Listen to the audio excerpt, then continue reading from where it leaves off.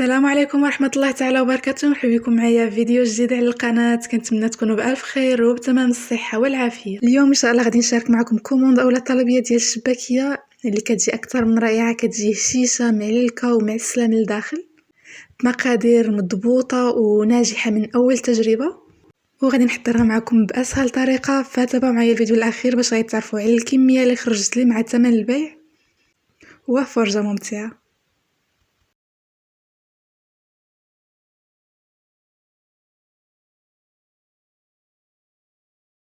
فبالنسبه للمكونات انا هنا غادي نحضر كميه شويه كبيره. غادي نخلي لكم المقادير ديال الكيلو في صندوق الوصف. عندي هنا 3 كيلو ديال الدقيق، ضفت عليها رشه ديال الملح. غادي نضيف 2 معالق كبار ديال القرفه، ما يكونوش عامرين بزاف باش الشباكيه ما يجيش غالب عليها، يعني غير المذاق ديال القرفه. عندي هنا 3 ديال الخمارات من فئه 7 غرام، وعندي هنا تقريبا معلقه صغيره مع مراش ديال المسكه الحره. انا هنا دقيتها مع السكر. وعندي 3 ديال الكيسان ديال الجنجلان اللي كيكون مصهد ومطحون. كطحنوه بهذا الشكل يعني حتى كيبدا يتعجن. والكيسان راه ديال العنبه هما اللي كنعبر بهم. وعندي هنا 3 ديال الكيسان ديال الكاوكاو اللي كيكون محمر اولا مقلي حتى هو مطحون مزيان ومعجن. انا هاد الشباكيه هذه خدمتها بالكاوكاو. الا بغيتو تقدروا تعوضوه باللوز، كيف ما تقدروا ديروها غير بالجنجلان بوحدو. عندي هنا الزرارع النافع وحبه حلاوه، 3 ديال المعالق ديال النافع و3 ديال المعالق ديال حبه حلاوه كيكونوا مطحونين مزيان ومغربلين. انا هنا خلطتهم وطحنتهم، درت بهم 6 ديال المعالق عامرين صافي. وغادي نخلط هاد المكونات مزيان حتى يتخلطوا مع الدقيق. هاد المرحله كتاخد شويه الوقت لانه الكاوكاو ولا الجنجلان كيكونوا معجنين، فكنحاولوا نخلطوهم مع الدقيق صافي. من بعد هنا ما كيتخلطوا هنا غادي ناخذ غربال وغادي ندير فيه هذا الخليط. انا هنا كندوزو في الغربال باش ما يبقاوليش دوك الكريات، باش ما يقطعوليش العجينه من بعد. بهكا كتجي العجينه ملسه وما كتقطعش نهائيا. وكتاكدوا بان يعني ما بقالناش نهائيا الحبيبات ديال الجنجلان اولا الكاوكاو، يعني كلشي كيتغربل. هنا من بعد ما غربلت كما كتلاحظوا كيرجع الخليط منسجم. غادي نضيف هنا 3 ديال الكيسان ديال الزبده اللي كتكون مذوبه. انا هنا استعملت غير المارغرين ديال الخاصه بالحلويات.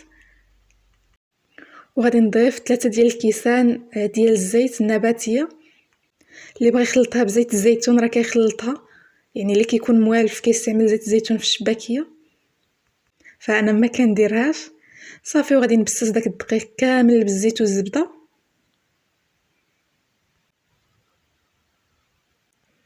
ضروري نتاكدوا بان ما الخليط كامل انسجم صافي. من بعد ما كيرجع بهذا الشكل انا غادي ندير حفره في الوسط. انا غادي نوضع فيها 3 ديال الاصفار ديال البيض، وغادي نضيف كاس ونصف ديال ماء الزهر. وغادي نضيف هنا الروح ديال الزهر، هذا اختياري تقدروا ديروه كيف ما تقدروا ما ديروش، غير هو كيعطي واحد النسمه زوينه للشباكيه.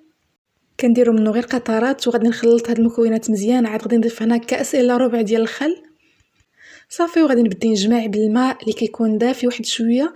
انا درت فيه هنا الملون الغذائي، وكنبقى نضيف غير شويه بشويه وانا كنجمع. هنا ضروري الماء يعني تضيفوا غير شويه بشويه هكا باش ما تجراش معكم العجينه، لانه العجينه ديال الشباكيه راه جات يعني رطبه بزاف وكتلصق. راه الشباكيه من بعد غادي تجيكم قاصحه وغادي تعذبكم في الخدمه صافي. غير كتجمعي لي العجينه كنحبس. هذا هو الشكل ديالها. كما كتلاحظوا راه مازال قاصحه ولكن مجموعه.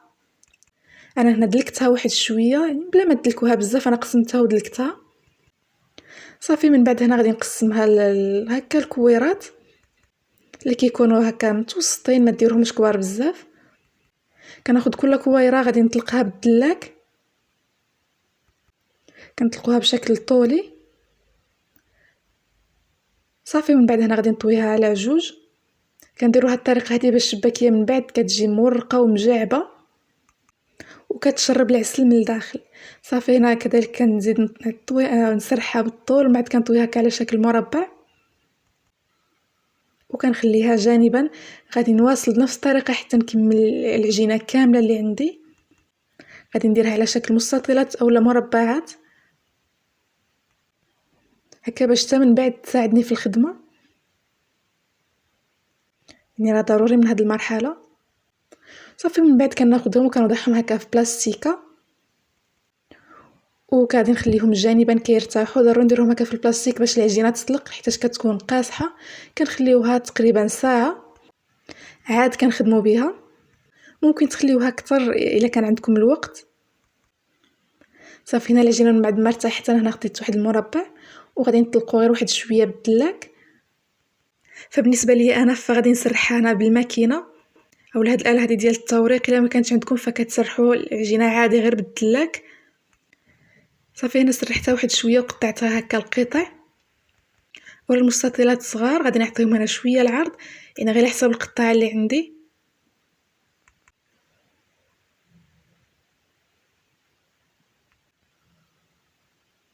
تقدروا غير بنفس الطريقه تسرحوا غير بالدلاك كتسرح حيتاش كتكون يعني طالقه. صافي هنا انا درتها في الاله ديال التوريق باش ترقها. هنا راه كل واحد والاله ديالو كل واحد كيدير يعني الرق اللي بغا. بغيتوها غليظه بغيتوها رقيقه كل واحد والذوق ديالو. انا خديت هاد القطعه هذه هي باش غادي نقطع يعني كتجي الشباكيه يعني التصنيفه ديالها كتجي باينه. بغيتو تستعملوا غير الجراره كتستعملوا غير الجراره. غير هذه كتجيب الشباكيه يعني الحبات كيجيو بحال قد من نفس الحجم وكتجي الحبه صغيره. بغيتو يعني الحبات كبار عاد كديروا الجراره. صافي وغادي هنا نقطع هاد المربعات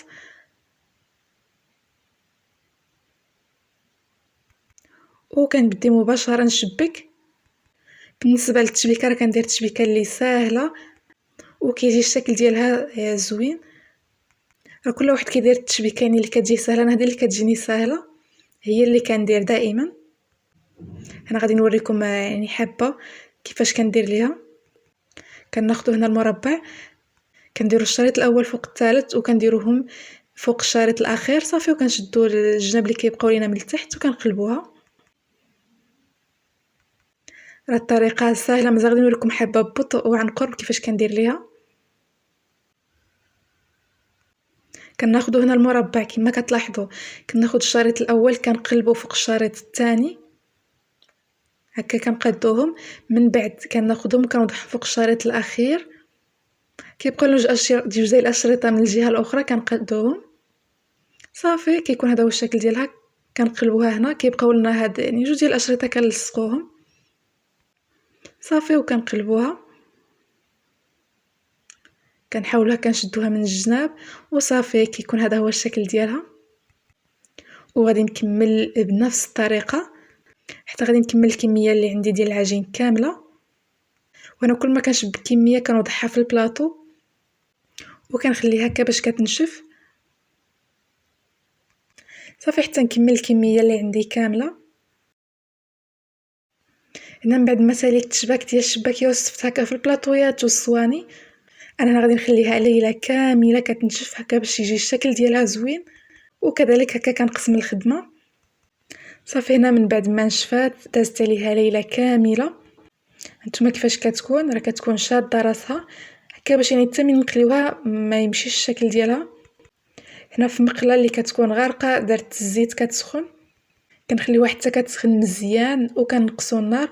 عاد كنرميو الشباكيه هكا باش ما تحرقش وما تخطفش يعني كطيب على خاطرها. انا هنا ديما كندير لها النار اللي كتكون مهيله كتكون يعني النار قريب طفى باش كتجيني طايبه من برا ومن الداخل ماشي يعني غير تخطف من برا ومن الداخل كتجي معجنه. صافي وكنبقى كنقلب فيها يعني كل مره كنقلبها على جهه باش كيجيني الشكل اولا اللون ديالها موحد.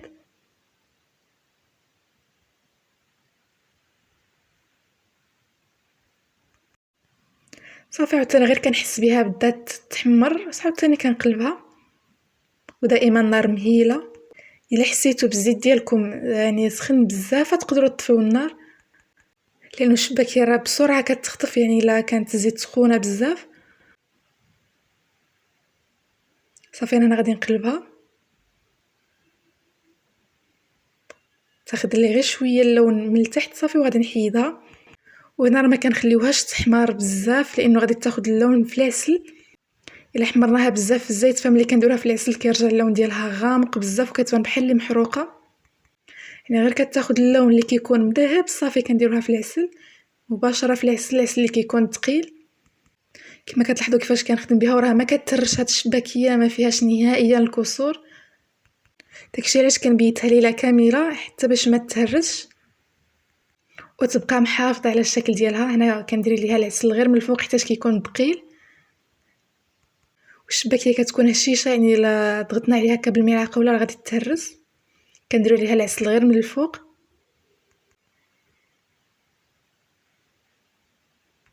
صافي وكنخليوها كتشرب العسل، يعني شحال ما خليتوها في العسل شحال ما مزيان كتجي معسله من الداخل. صافي وغادي ندير الشباكيه الاخرى في الزيت حتى هي غادي نقليها بنفس الطريقه حتى كنكمل الكميه اللي عندي كامله. بالنسبه للشباكيه راه ما كنحيدهاش من العسل حتى كندير جوج ديال القليات هكا باش كيتشربوا لي العسل مزيان.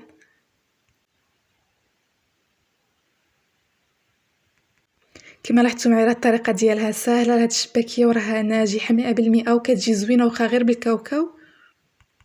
صافي انا غادي نبدا نحيد الحبه ديال الشباكيه اللي خداو لي اللون مباشره في العسل، واهم شيء انا نستقطروهم مزيان من الزيت هكا باش ما يتزلعناش الزيت في العسل.